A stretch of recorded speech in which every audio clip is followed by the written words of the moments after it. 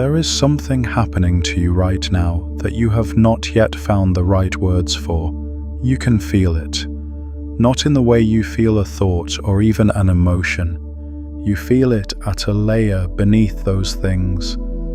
Somewhere beneath the noise of your day, beneath the familiar weight of everything you carry, beneath the version of yourself that shows up and moves through the world and does what needs to be done.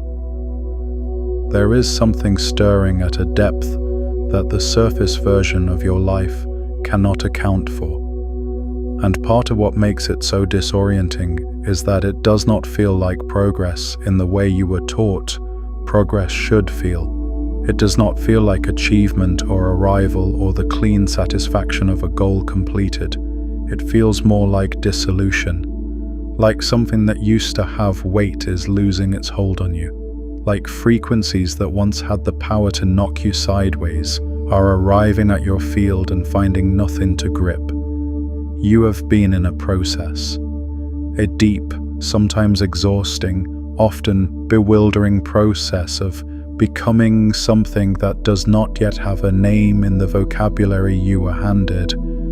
And the strangest part of this process is that from the outside, it can look like you are falling apart. The people around you, the ones still fully calibrated to the world you are quietly leaving behind, they see someone who has become harder to reach. Someone with less tolerance for certain conversations. Someone who flinches at environments that used to feel normal. Someone who seems to be withdrawing from things that everyone else is still fully invested in. They do not have language for what they are watching, but you do. You have been building that language, piece by piece, layer by layer, for longer than you can easily name. And today, something new gets added to what you know. Today you receive the understanding that what you have been going through is not a breakdown. It is not fragility. It is not you becoming strange or disconnected or lost. What you have been going through is your quantum halo activating. Let that land before we go any further, because the word activating matters more than you might initially think. Activation is not the same as creation. You do not activate something that was never there. You activate something that was always there, dormant, waiting, held in potential by the layers that were covering it. And what has been covering your halo, what has been muffling its signal and suppressing its field, is the accumulated static of a lifetime of tuning to frequencies that were never yours to begin with. The exhaustion you have felt is real. The heightened sensitivity that makes certain rooms feel unbearable and certain conversations feel like sandpaper against something raw and tender inside you. That is real. The strange sense that you are being reorganized from the inside out, that the person you were even a year ago is becoming someone you can barely recognize, that is real. And here is the truth that changes the meaning of all of it. That reorganization is not happening to you. It is happening for you. It is happening because your field has reached a threshold. Because something in the architecture of your consciousness has decided that it is finished operating at the frequency of the world that shaped it. And it is in the process of restructuring itself into something that operates at a fundamentally different level. And once that restructuring completes, once your halo fully activates and locks into its new frequency, you become untouchable. Not untouchable in the sense of arrogance, not untouchable in the sense of superiority or disconnection from humanity. Untouchable in the most precise, most literal, most scientifically grounded, energetic sense of that word. What vibrates below your frequency simply cannot reach you anymore. It cannot attach. It cannot drain you. It cannot corrupt your signal. Low-frequency chaos slides off you the way water slides off something that has become fundamentally incompatible with it. That is what this transmission is about. That is what we are going to map together, layer by layer, from the surface, understanding all the way down to the quantum mechanics beneath it, and then beneath even that to the ancient knowing that mapped this territory long before physics existed. But first, let me take you somewhere. Imagine that you are standing in a vast open field at night. The sky above you is enormous and completely clear and saturated with stars. More stars than you can count, more than you can hold in your awareness at once. You are holding a radio receiver in your hands. An old one, the kind with a dial that you turn slowly to find a signal. And as you stand there in that field, you can hear the static, that constant low hum of interference, of competing frequencies, of noise that seems to come from everywhere at once, without any identifiable source. And you turn the dial slowly, carefully, and for a long time, all you find is more static, more noise, signals that almost resolve into something coherent, but then dissolve back into chaos the moment you think you have found them. And you keep turning. And then, at a very specific point on that dial, something extraordinary happens. The static drops away completely, and what fills the receiver instead is a signal so clear, so pure, so unmistakably coherent that it feels almost like silence after a lifetime of noise. That signal was always there. It was always broadcasting. The only thing that changed was the frequency you were tuned to. That is the process you have been in. That is what your quantum halo activation is. Your field is the receiver, and for most of your life, it has been calibrated to a range that picked up everything: the fear, the doubt, other people's chaos, the collective anxiety that moves through the world like weather, like a tide that comes in and pulls everything with it. You picked it up because your receiver was set to a range that included all of it. And now something is changing that calibration. Something is moving your dial. And as it moves, the static is dropping away. And what is emerging in the space the static occupied is a signal so clear and so unmistakably yours that nothing from the old frequency range can even reach it anymore.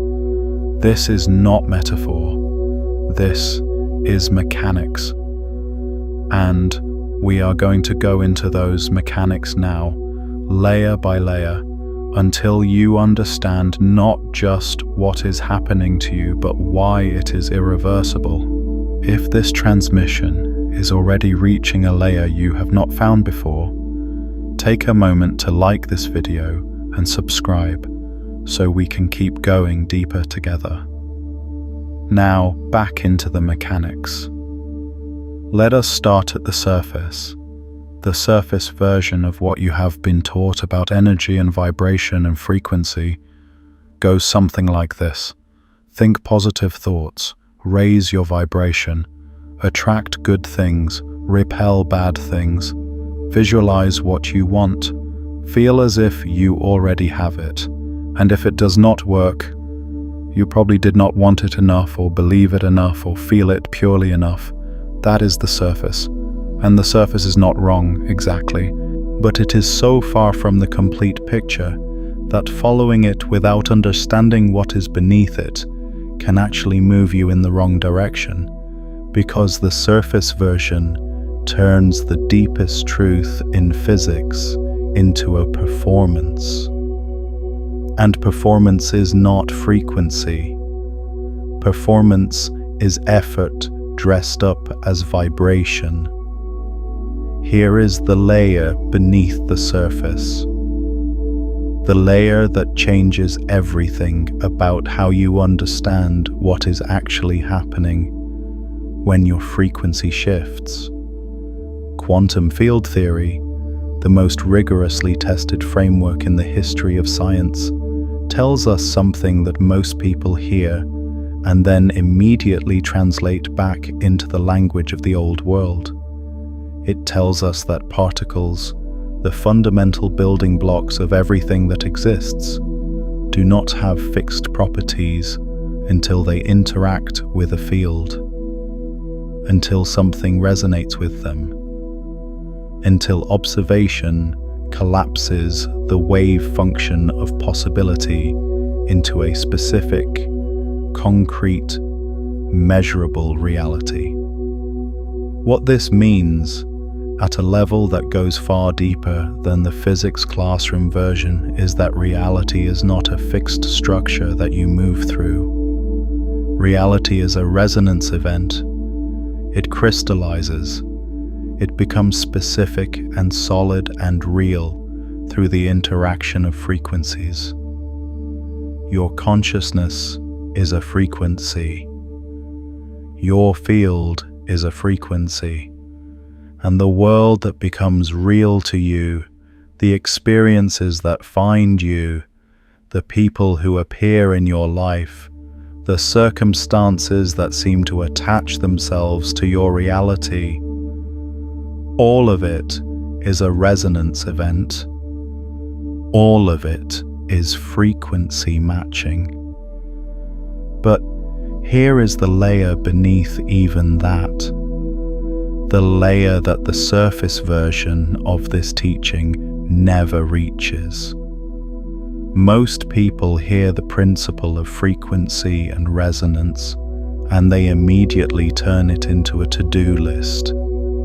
They think it means they need to manufacture positive feelings. They think it means forcing themselves into states of gratitude, or excitement or certainty, when what they actually feel is fear or exhaustion or grief. They perform the frequency they think they need to be at, and then they wonder why the performance does not produce the results they were promised. Here is why. Effort, real effort, the grinding anxious, trying to be something you are, not kind of effort, actually lowers your frequency, because it comes from a place of believing that you are not already what you need to be, that you are lacking something, that you must manufacture what you do not naturally have. And lack is one of the most powerful low-frequency states that exists. The belief that you do not have what you need is itself a signal, and it broadcasts. And it resonates with everything in the world that matches it. The truth is so much simpler and so much more radical than any to-do list. The truth is that your frequency is not something you create. It is something you uncover. It is something that emerges when you stop layering the static of fear and performance and other people's definitions of you over the signal that was always there. Your quantum halo does not need to be built, it needs to be revealed. And the process of revelation, the process you have already been in, is the process of dropping the static.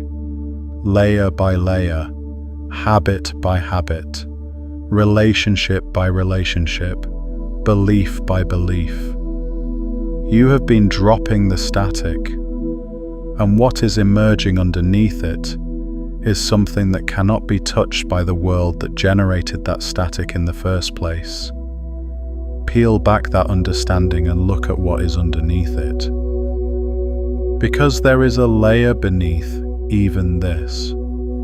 And it is the layer where the science and the ancient wisdom begin to converge in a way that should stop you completely. Let us go into the quantum mechanics of the halo itself. Not the metaphor of it, the actual mechanics. Because this is the layer that most transmissions never reach.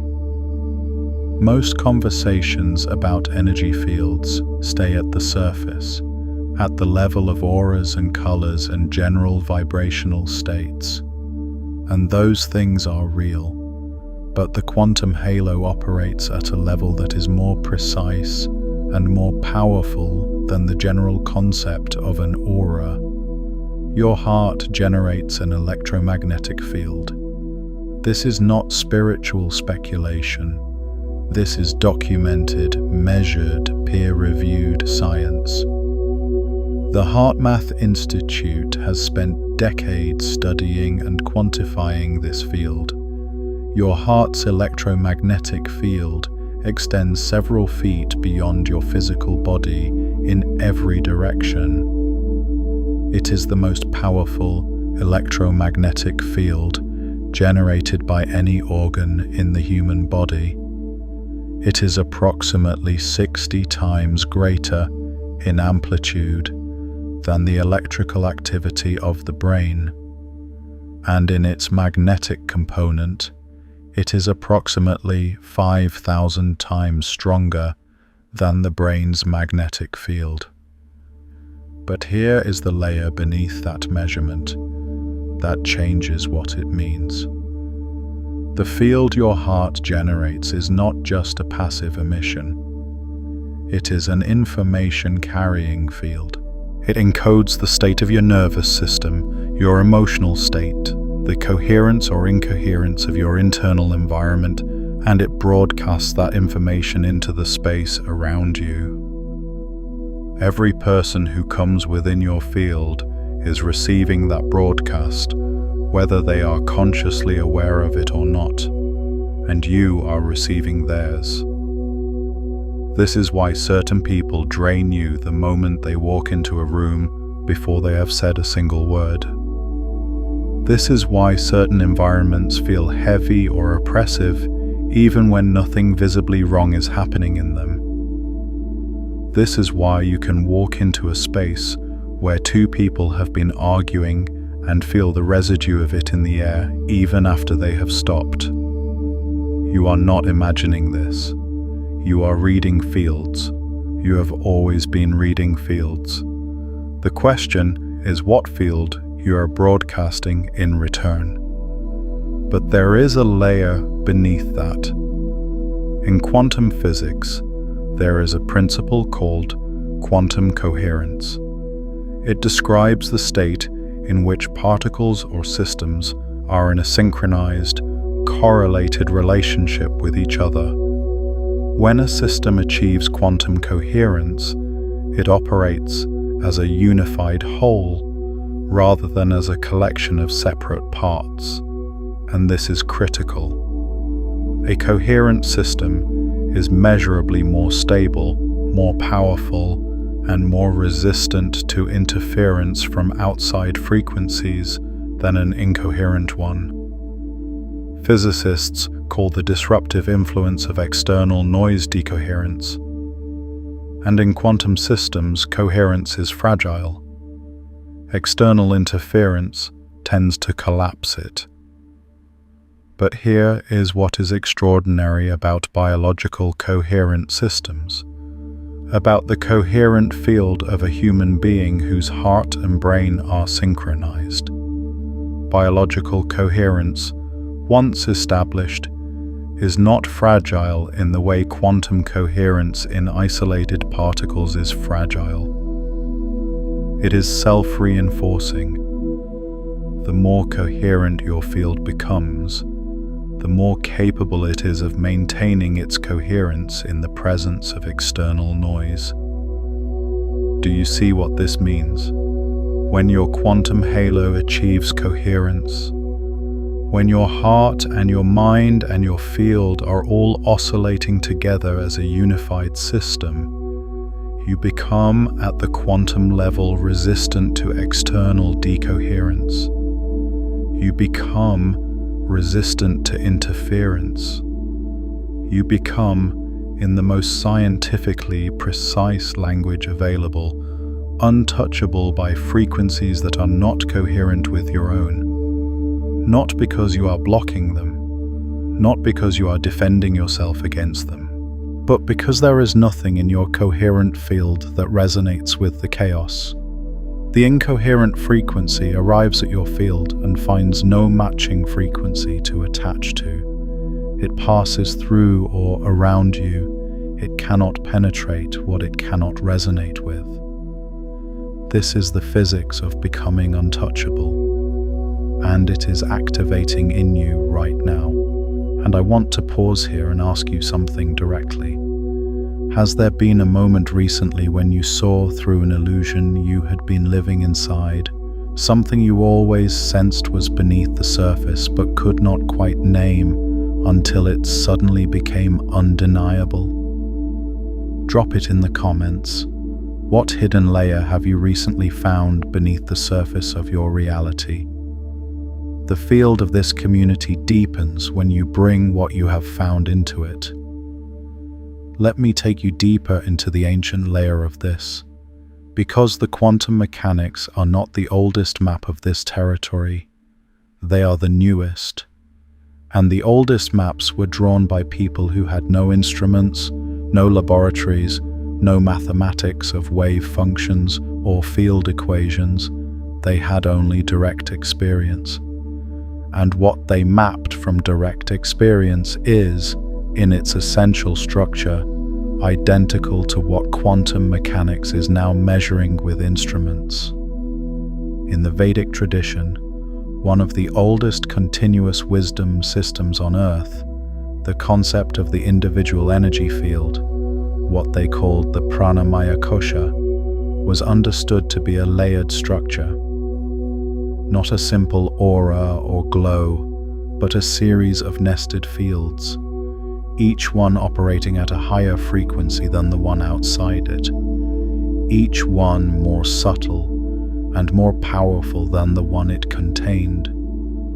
And the outermost layer, the one that interacted with the world, was understood to be the densest, the most susceptible to influence, the most easily disturbed, while the innermost layers, the ones closest to what they called the Atman, the core self, were understood to be completely untouchable, completely beyond the reach of any external frequency. The work of the practitioner in the Vedic tradition was not to build a stronger outer field. It was to move their center of awareness inward, to stop identifying with the outermost layer, the one that could be disturbed, and to begin identifying with the innermost layer, the one that could not. Because when your awareness lives at the center rather than at the surface disturbances no longer reach you. Not because the disturbances stopped, but because you are no longer located where they land, there is a layer beneath that. The ancient Egyptians mapped something they called the ka. The ka was not the physical body, and it was not the soul in the way that word is used in Western religious traditions. The ka was the energy double, the field body, the personal electromagnetic signature that persisted and maintained its integrity even in conditions that would dissolve lesser fields. The Egyptians were obsessed with ka preservation, not because they were superstitious, but because they understood, through direct observation and practice, that the car was the vehicle of consciousness in the world, that the strength and coherence of the car determined what could reach you and what could not, that a strong car, a coherent car, was effectively untouchable by the low-frequency forces that moved through the world. What they called car preservation, we now call field coherence. Different words, identical understanding. In the Chinese tradition, the concept of Wei Wu Wei, effortless action, points toward the same hidden layer from a different angle. The master in the Taoist tradition is not someone who has built an impenetrable wall around themselves. The master is someone who has become so aligned with the natural frequency of what is real that the distortions of the world simply cannot find purchase in their field. They are not resisting the chaos. They are not fighting it. They are simply so coherent, so fully themselves that the chaos has nothing to grip. This is not passivity. It is the most powerful state a human being can occupy. It is the state your halo is moving toward right now. But there is a layer beneath even the ancient maps, and this is the layer that most people never reach, because it requires you to look not at the traditions or the science, but at your own direct experience. And direct experience is the only laboratory that has ever produced real transformation. You have felt it. I know you have felt it. There have been moments, maybe brief ones, maybe ones you almost dismissed as coincidence or wishful thinking, where you have felt completely and utterly untouched by something that should have affected you. Someone said something that would have devastated you a year ago, and you felt it land, and then watched it slide away without penetrating. A situation arose that would have sent you into a spiral of anxiety, and instead there was this strange stillness at your center, this almost eerie calm that you could not fully explain. A person who used to have the power to drain your energy completely came into your space, and you noticed that the drain was not happening the way it used to. You noticed it. You might have questioned it.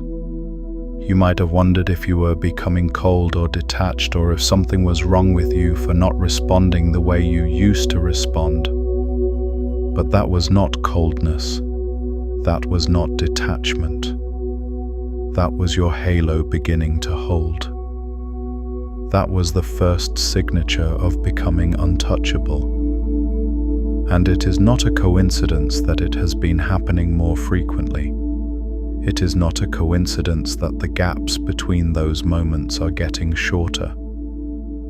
That the untouchable state is becoming less of an occasional experience and more of a baseline. This is the trajectory of halo activation, and it has a direction, it has a destination, and you are closer to it than you think. Let me tell you about a man named Elias. Elias was not a monk or a mystic or a philosopher. He was an ordinary person in an ordinary life, working a job he had stopped believing in, living in a city that felt increasingly alien to him, surrounded by people he had known for years, but who seemed to speak a language that was becoming harder and harder for him to understand. He was not unhappy in the dramatic way. He was not in crisis. He was simply, quietly, persistently aware that something did not fit, that the shape of his life and the shape of something inside him were no longer the same shape, and the world around him had opinions about this. His family worried that he was becoming withdrawn. His colleagues noticed that he had stopped participating in the conversations that used to fill their lunch hours. The woman he had been seeing for 2 years told him one evening that she felt like she was losing him, that he was becoming unreachable, that there was a distance in him that had not been there before. And Elias did not know how to explain to any of them that what they were experiencing as his withdrawal was not him moving away from them. It was him moving toward something. He could not name what he was moving toward. He only knew that the noise that had once seemed like the texture of normal life had become unbearable in a way it had not been before. That the conversations about nothing, the endless cycling of worry and complaint and low-level competition that filled the rooms he moved through, felt like static against something in him that was trying to receive a different signal. One evening, Elias was sitting alone in his apartment after a dinner with his family that had left him feeling more drained than any physical exertion could have. He was sitting in the dark, not from sadness, but from a kind of necessity. The dark felt quieter than the light, and as he sat there, he became aware of something he had never quite noticed before. That beneath the exhaustion, beneath the noise of the evening, beneath the residue of all the conversations he had absorbed, there was something steady, something that had not moved. Something that all of the chaos of the day had passed over without touching. It was small. It was quiet. But it was unmistakably there. And it was unmistakably him. Not the version of him that had sat at that dinner table and smiled at the right moments and deflected the worry in his mother's eyes and managed the dynamic between his brother and his father. Not the version of him that had been performing the shape of himself for so long that the performance had become indistinguishable from the person. Something beneath that, something that had been watching the performance without participating in it, something that had been steady while everything else moved. He sat with that stillness for a long time.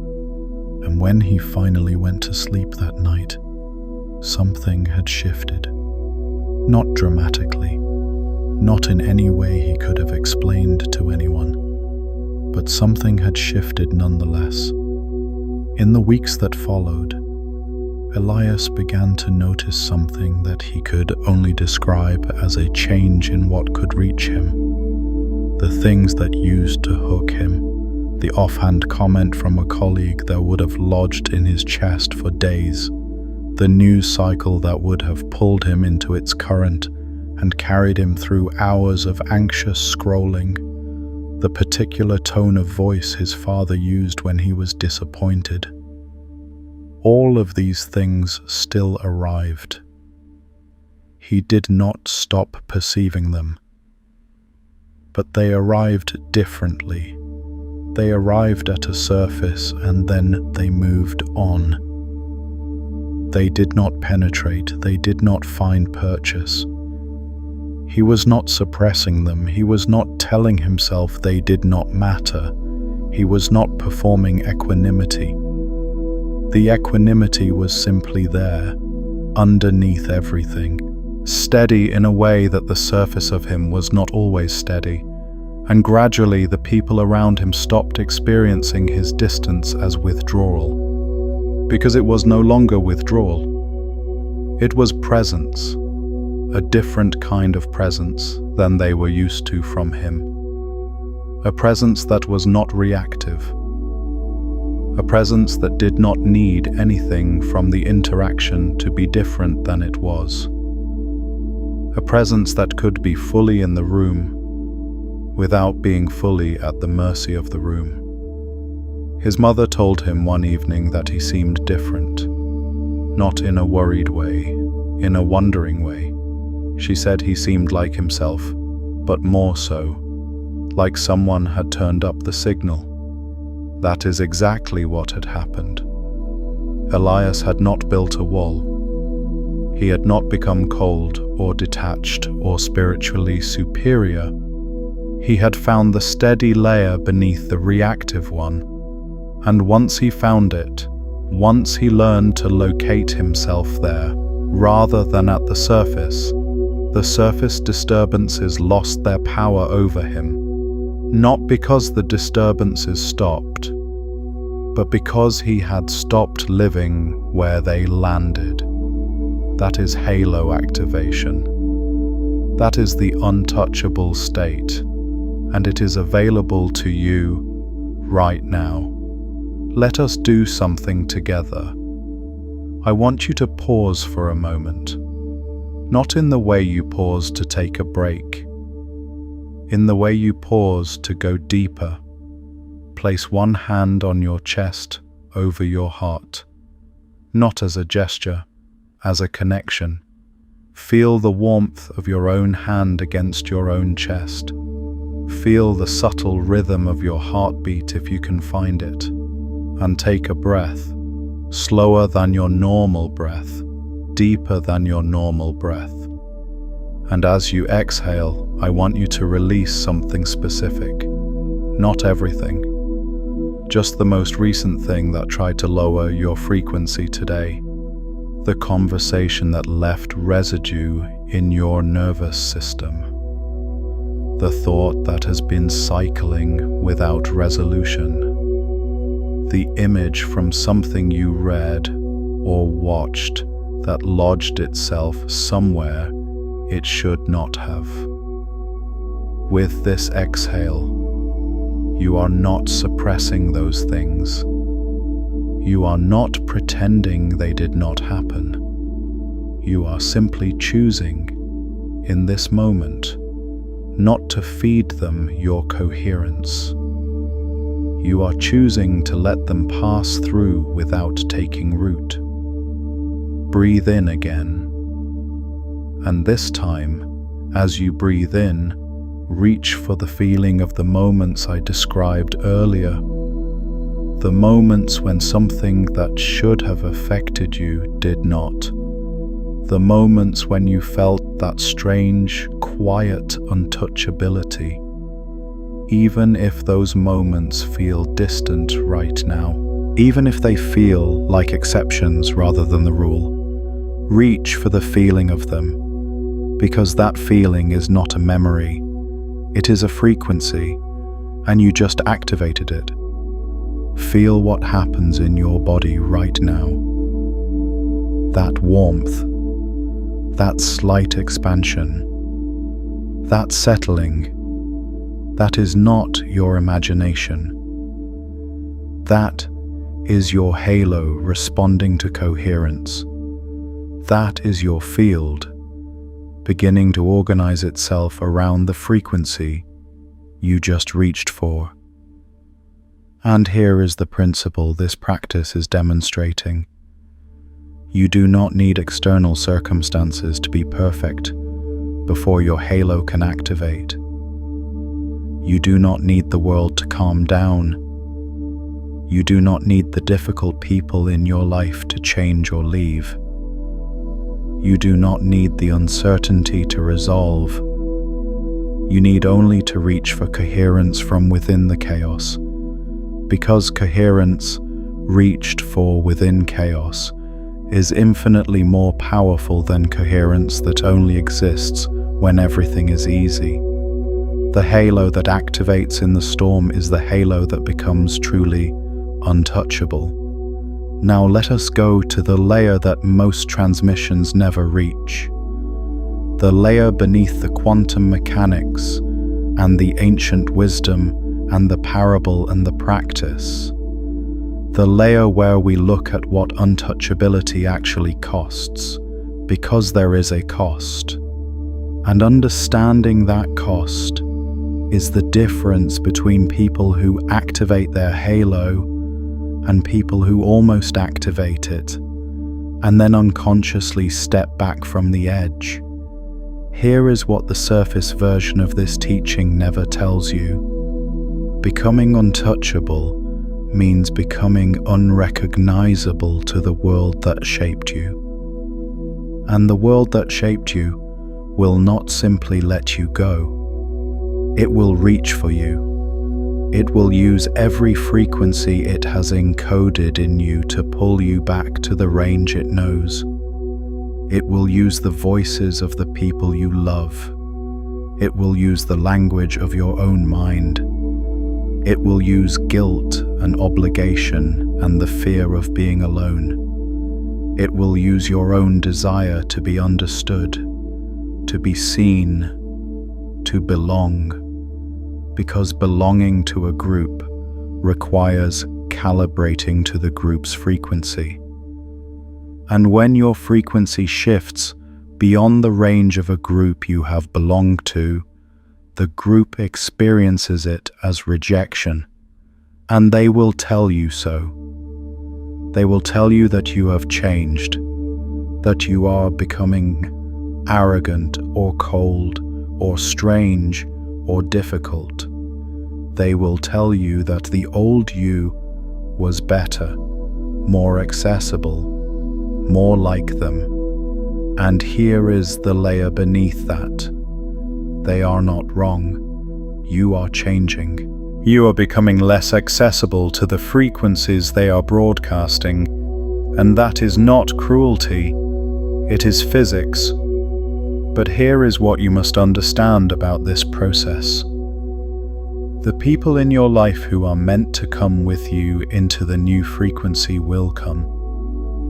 Not because you drag them, not because you explain it to them or convince them or perform your transformation for them. They will come because their own field recognizes the signal yours is now broadcasting and responds to it. The people who are not meant to come with you will fall away. Not because you abandon them, but because the frequency gap between where you are going and where they are choosing to stay will eventually become too wide to bridge with effort alone. And here is the truth about that falling away, that the surface version of every spiritual teaching softens until it is almost unrecognizable. It is painful. The falling away is genuinely, deeply painful. It is one of the most disorienting experiences a human being can go through to find that the relationships and environments and identities that once felt like home have become places you can no longer fully inhabit. To feel yourself becoming someone that the people who have known you longest no longer fully recognize. That pain is real. And it is not a sign that something is wrong. It is a sign that the activation is working. It is the pain of the old frequency being released, and it is temporary. Not because the relationships you lose come back. Some of them do not. But because the new frequency, once fully established, attracts new resonances, new people, new environments, new experiences that match the signal you are now broadcasting. And those new resonances do not require you to perform a version of yourself that is smaller than what you actually are. This is the layer beneath the promise of becoming untouchable. You do not just become untouchable to the chaos. You become untouchable to the version of your life that was built on the old frequency. And that includes things you loved about that version, things you will miss. And the halo activation asks you to release them anyway, not because they were bad, but because they were surface. and you are going deeper. And as you sit with that, I want to ask you something. What pattern in your life dissolved the moment you looked at it directly? What truth was hiding in plain sight until you were finally ready to see it? Share it in the comments. Because the people moving through this alongside you need to hear what you found. Let me show you the layer beneath even that. Because there is something here that quantum mechanics points toward that changes the meaning of everything I have just described. In quantum physics, there is a phenomenon called quantum entanglement. When two particles interact, they can become entangled, meaning the state of one particle instantly influences the state of the other, regardless of the distance between them. Einstein famously called this spooky action at a distance.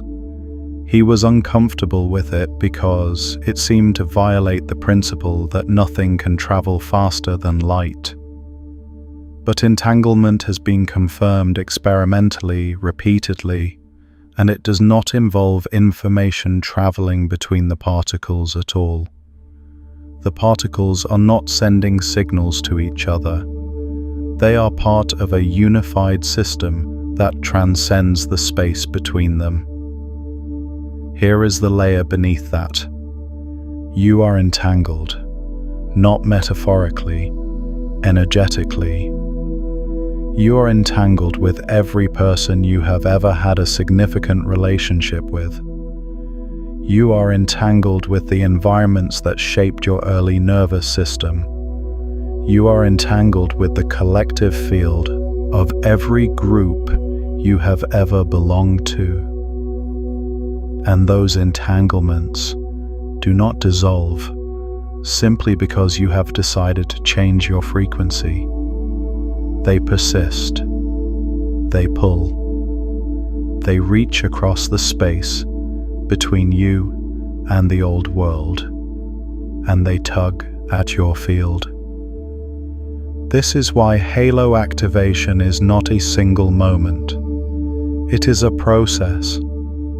It is the gradual, sometimes agonizing, always profound process of shifting your primary resonance from the entangled frequencies of the old world to the coherent frequency of your own deepest signal. It is not the severing of the entanglements. It is the reorientation of your center of gravity, so that the entanglements which do not disappear lose their ability to pull you off course. They are still there, but you are no longer located where they can move you. The ancient Tibetan masters called this process the dissolution of the ego's fixed reference points. The Sufi tradition called it fana, the annihilation of the false self. The Gnostics called it the stripping away of the archons, the external forces that had colonized the inner world. Different traditions, different languages, identical understanding. The process of becoming untouchable requires the dissolution of the false self that was built to survive in the old frequency. And that dissolution is not comfortable, but it is the most important thing that will ever happen to you. There is a layer beneath even that. What quantum mechanics has revealed about the nature of the observer is the deepest layer of this entire transmission. And it is the layer that makes everything else make sense in a way that nothing else can. The observer effect in quantum mechanics tells us that the act of observation changes what is being observed, that particles do not have definite properties until they are measured, that the wave function, the field of all possible states a particle could be in, collapses into a single specific state only when an observer interacts with it.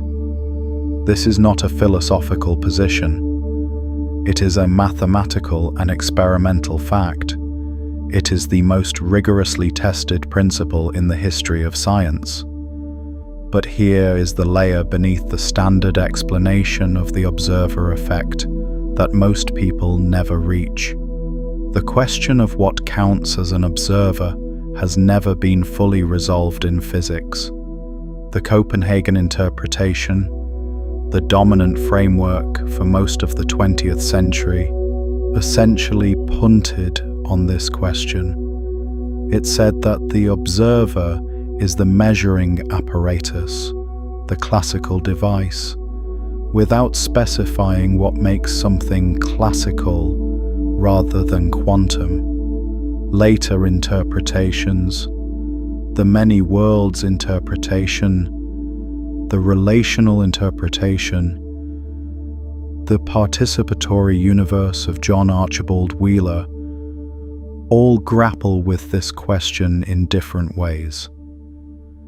And what Wheeler in particular arrived at, through decades of work with some of the most rigorous physicists of the 20th century, is something extraordinary. Wheeler proposed what he called the participatory universe. The idea that the universe is not a pre-existing structure that observers happen to be inside of. The universe is, at its most fundamental level, a participatory phenomenon.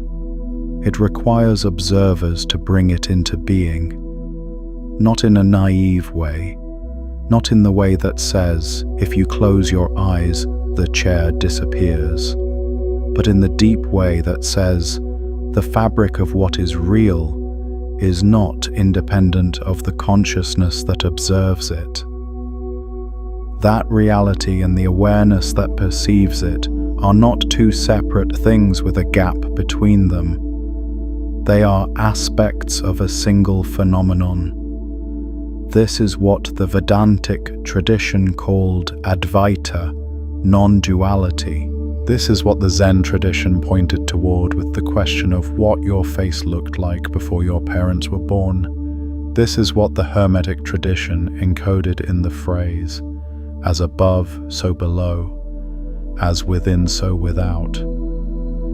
The ancient maps and the quantum mechanics are pointing at the same hidden layer. The layer that says, you are not a passenger in a reality that exists independently of you. You are a participant in a reality that is, at its deepest level, a collaborative creation between consciousness and the field of infinite possibility. And here is what this means for your halo. If reality is a resonance event, if what crystallizes into the specific circumstances of your life is the result of frequency matching between your field and the quantum field of infinite possibility, then the coherence of your field is not just a personal well-being matter, it is a creative force. A coherent field does not just repel low-frequency interference. It actively participates in the crystallization of high-frequency realities. It does not just protect you from what you do not want. It draws toward you what is coherent with your deepest signal. This is the layer beneath the promise of becoming untouchable. You do not just become immune to the chaos. You become a generator of coherence in the field around you. The people who enter your space begin to feel something they cannot name. A settling, a clarity, a sense that something in them that was scattered is beginning to organize itself. You become, in the most literal quantum mechanical sense, an attractor. A point in the field around which coherence crystallizes.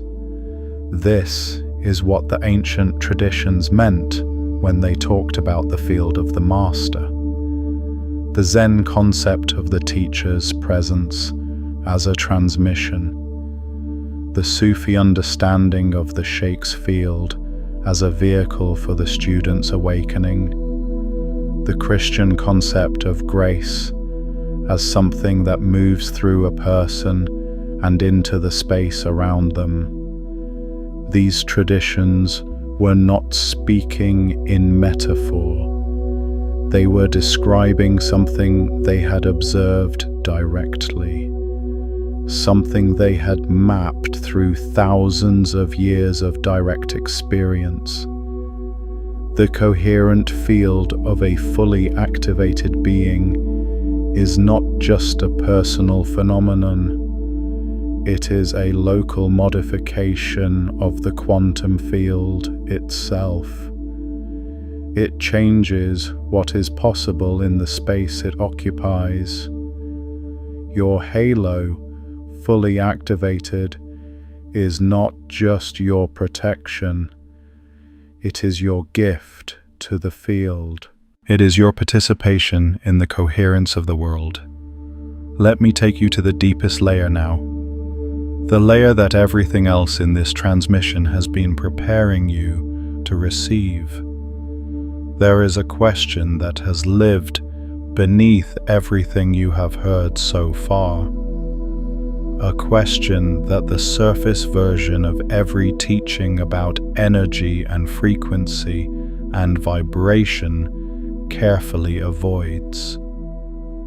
The question is this: if your frequency is something you uncover rather than create, if the halo is something that was always there beneath the static, then what is the static made of? What is the substance of the interference that has been covering your signal? The surface answer is conditioning, programming, the accumulated beliefs and assumptions and patterns that were installed in you by the world that shaped you. And that is true. But there is a layer beneath that answer that is more precise and more important. The static is made of identity, not your real identity, not the signal beneath everything, but the constructed identity, the self that was built in relationship to the world's expectations and fears and needs, the self that learned very early that certain frequencies were safe and certain frequencies were dangerous. The self that learned to suppress its own signal in order to maintain belonging. The self that learned to perform the version of itself that the world around it could recognize and accept. That constructed self is not a villain. It was necessary. It was the survival mechanism that got you here. It was the adapter that allowed a being of infinite depth to function in a world that could only see the surface. And it did its job. It kept you safe. It maintained your belonging. It navigated the social and emotional landscape of your life with remarkable sophistication. But it is not you. It is a layer over you. And the activation of your halo requires, at some point, the recognition of this distinction, not as an intellectual concept, as a lived experience.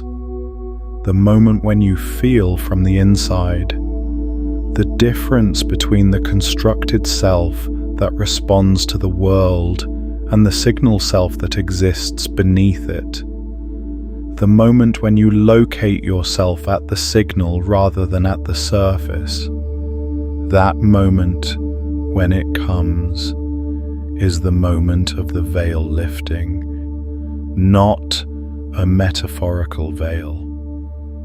The actual membrane of perception that has been separating you from the experience of your own deepest nature.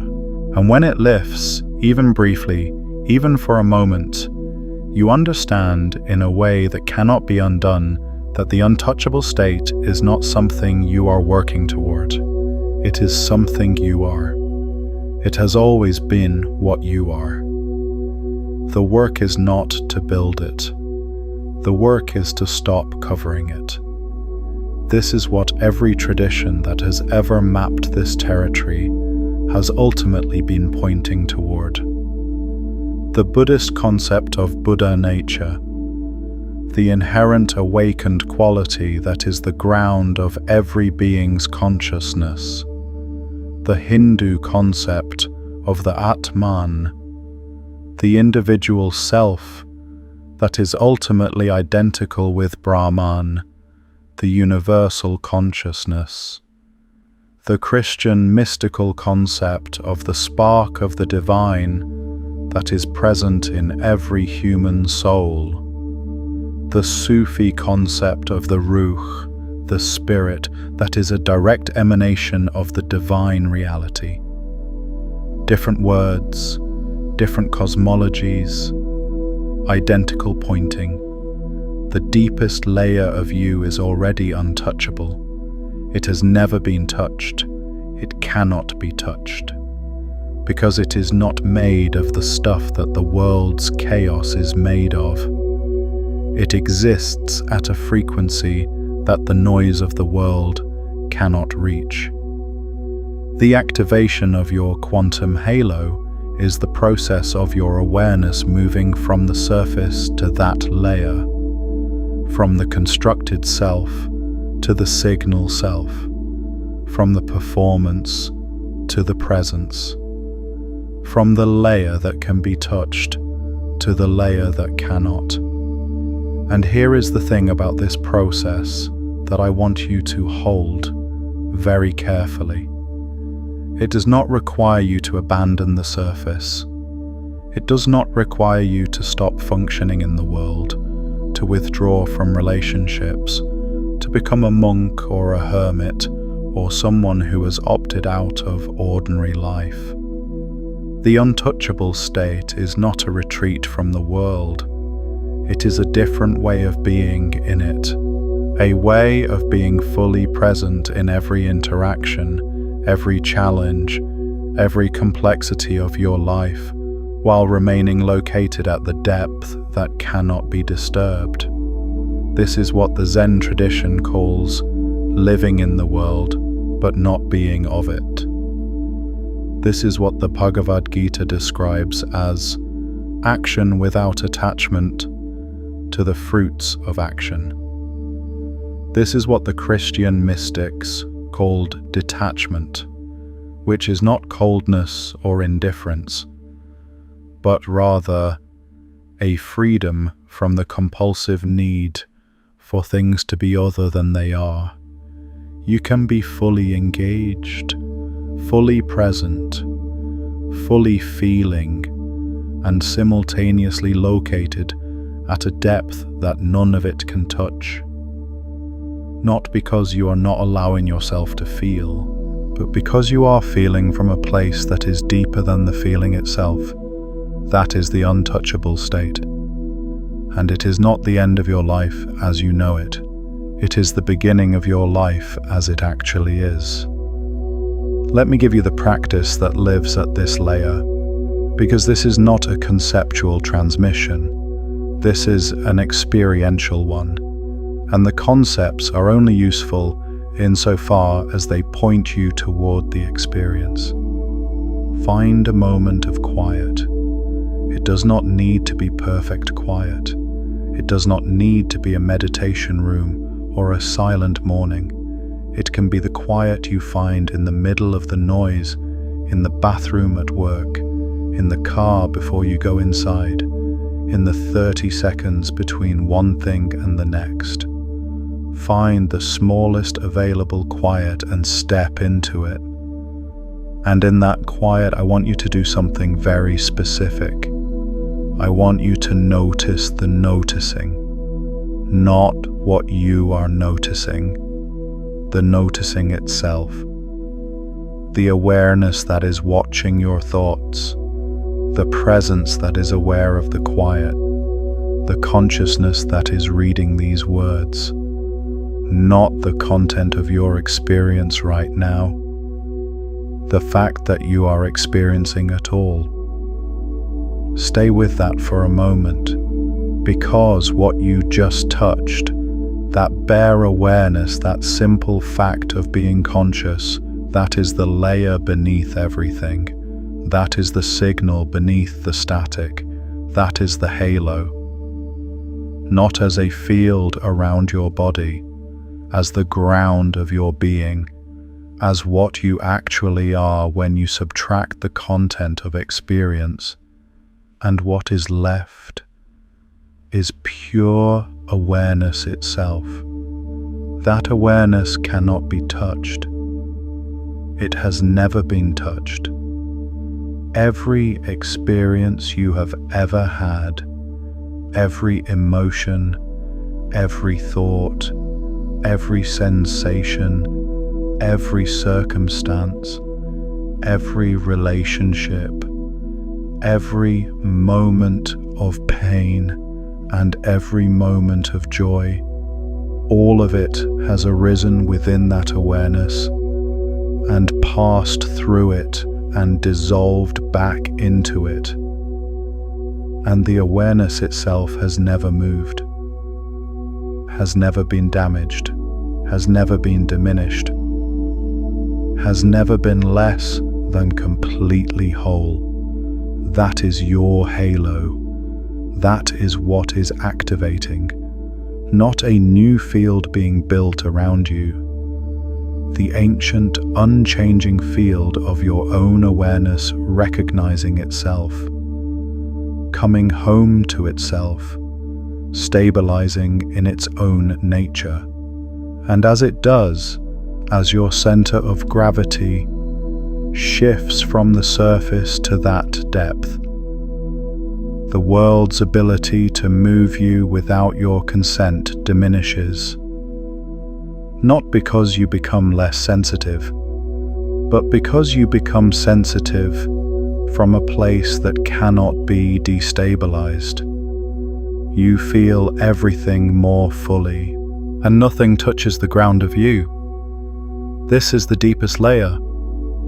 And now that you have touched it, even briefly, even just as a concept that carries the resonance of something you already knew, it cannot be untouched. The veil has lifted, and what has been revealed cannot be rehidden.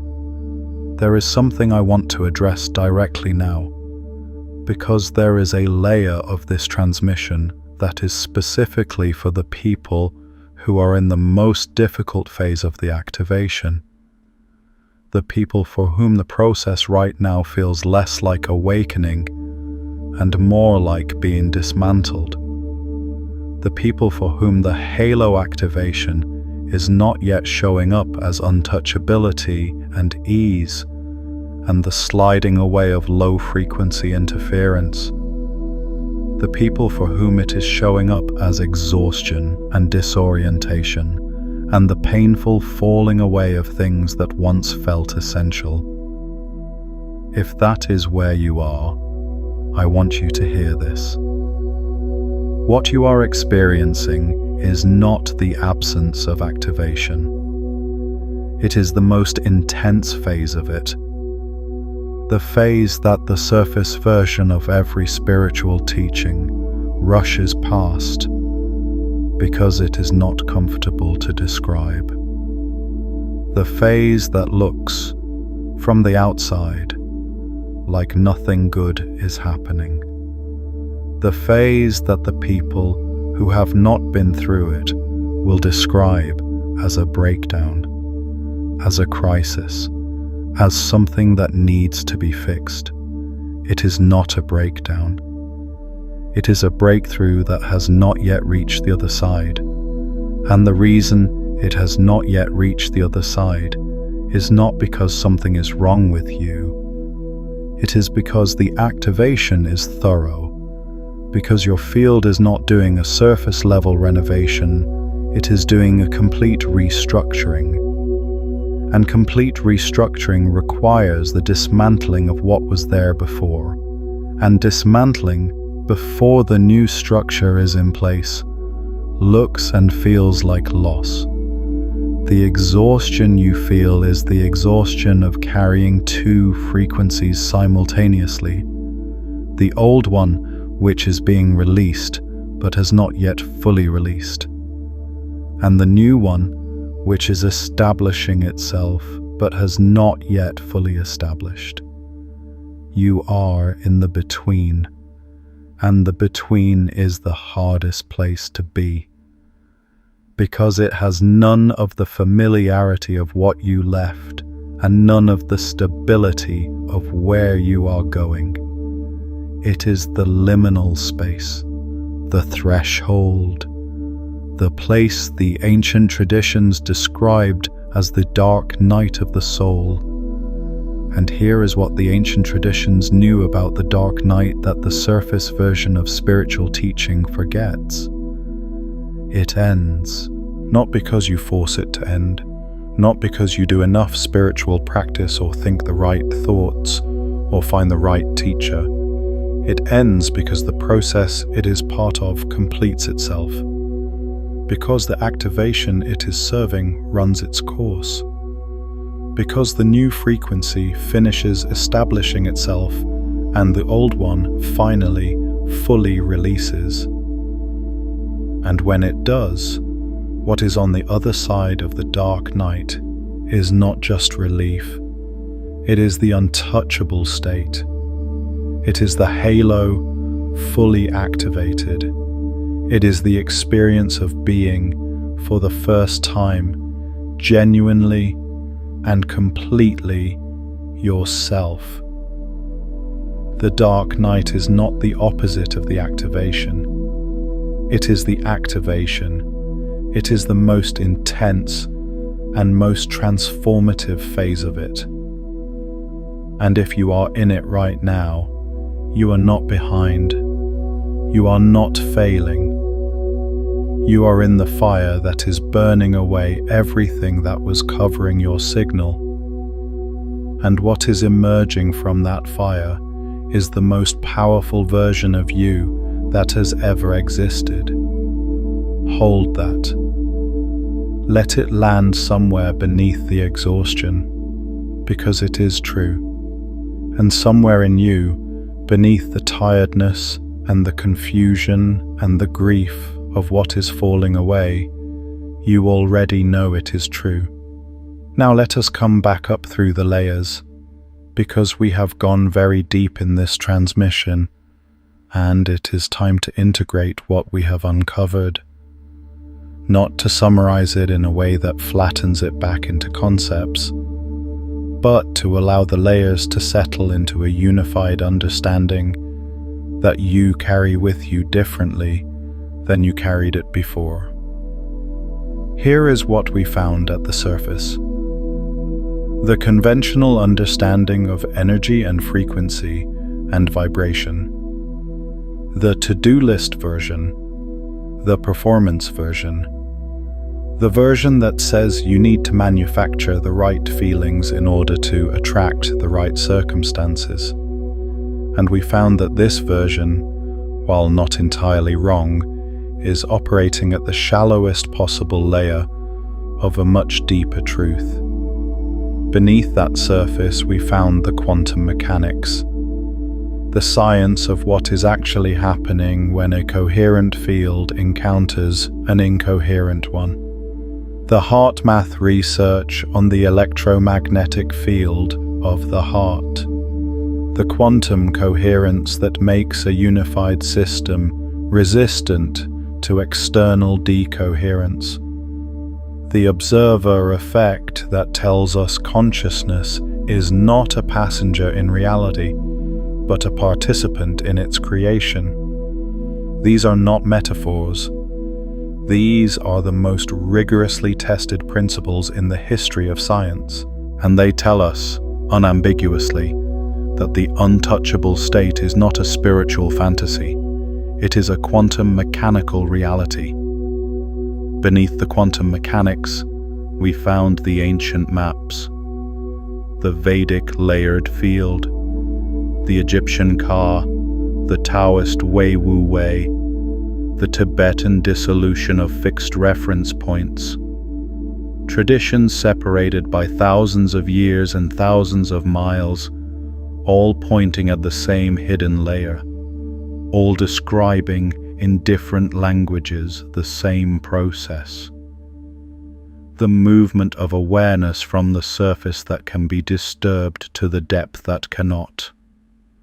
Beneath the ancient maps, we found the parable of Elias, the ordinary person in the ordinary life who discovered, in a moment of quiet darkness, the steady layer beneath the reactive one, and who found, in the weeks and months that followed, that the world had not changed, but his relationship to it had changed completely, not because he had built a wall, but because he had found his center, and from his center, the chaos of the world could arrive and depart without moving him. Beneath the parable, we found the practice, the hand on the heart, the breath that releases without suppressing, the reaching for the feeling of the untouchable moments, and beneath the practice, the deeper practice, the noticing of the noticing, the awareness that is aware, the bare consciousness that is the ground of everything you experience, the layer that has never been touched, the layer that is, in the most precise sense, what you actually are. And at the deepest layer, we found the integration principle, that the activation of your quantum halo is not the building of something new. It is the revelation of something ancient. It is the emergence of what you have always been beneath the static of everything you were taught to be. The signal beneath the noise, the coherence beneath the interference, the untouchable beneath the surface that has always been touchable. And now, having moved through all of these layers, I want to ask you something. Not rhetorically, as a genuine invitation to look at what has shifted in you during this transmission. What layer did you reach that you had not reached before? What understanding landed in a place deeper than concept? What moment in this transmission felt less like receiving new information and more like remembering something you had always known? Because that is the signature of the deep layer. It does not feel like learning, it feels like recognition. It feels like something in you saying, yes, finally, this is the thing I have been trying to name. This is the layer I have been sensing beneath everything, but could not quite reach. If you found that layer in this transmission, I want you to tell us about it.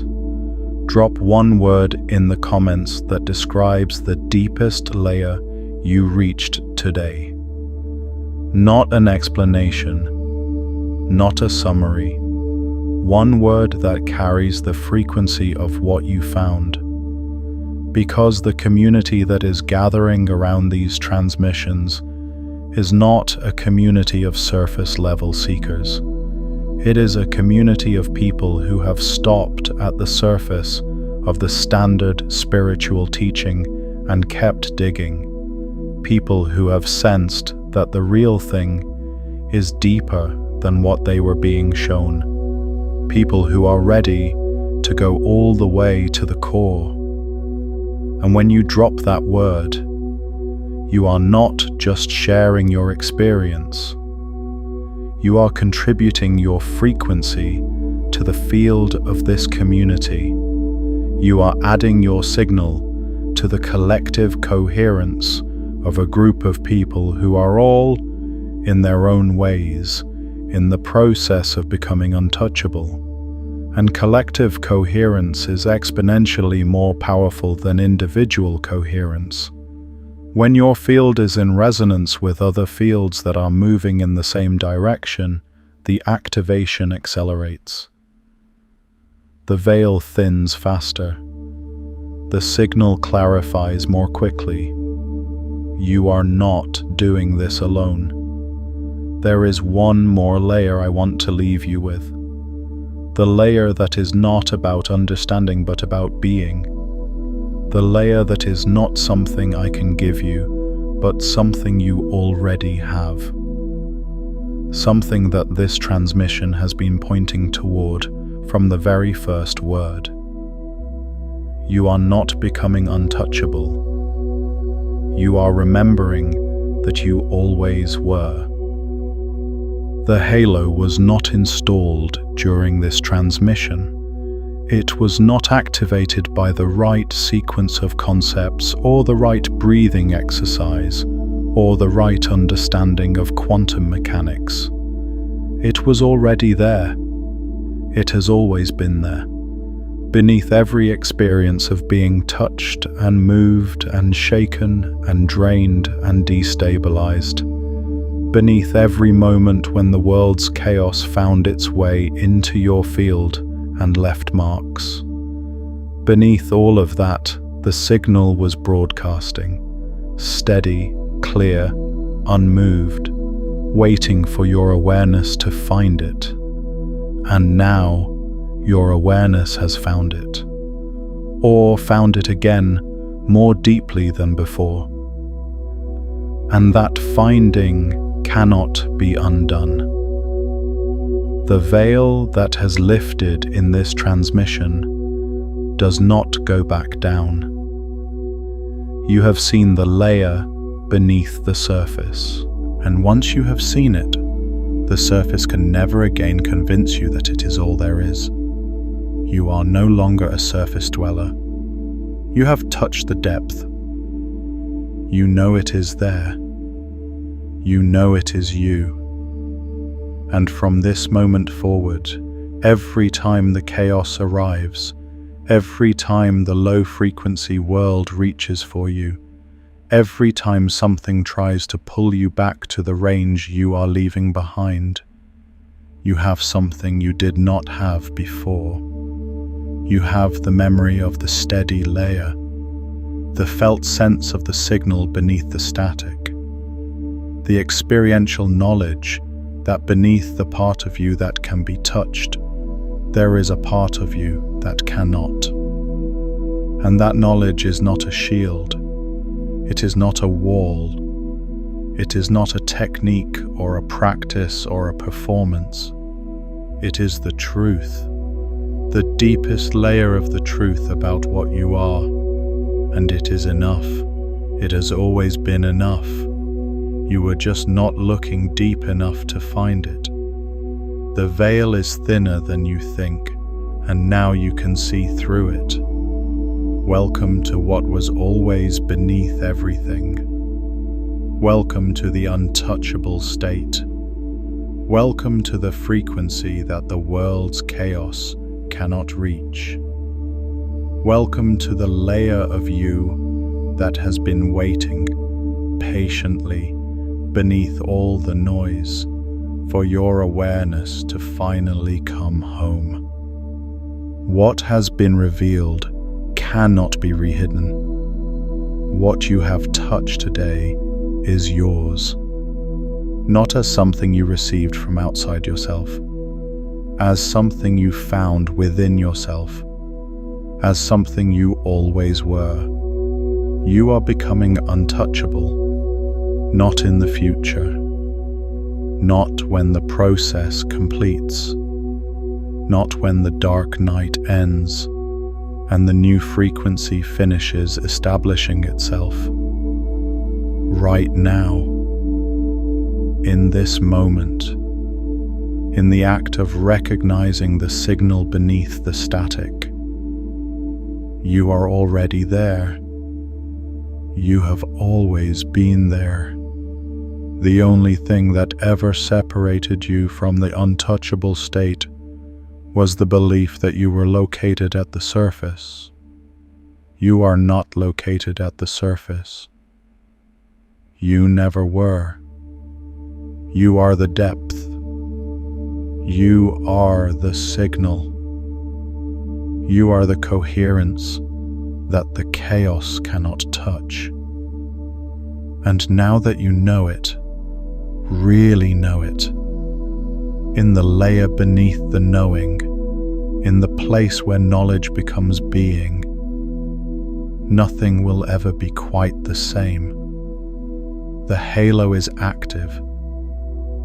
The frequency is locked. The veil has lifted. And what is on the other side of it is you, the real you, the one that was always there, waiting beneath everything for this exact moment of recognition. If this transmission reached a layer you want to return to, come back to it in a quiet moment, early morning before the noise begins, or in the stillness before sleep, when the deeper layers are most accessible. And if you know someone who has been sensing something beneath the surface of their reality, but has not yet found the language for it, share this with them. When you give someone access to a layer they could sense, but could not reach alone, the veil thins for both of you. That act of sharing is itself a coherence event. Stay in the field.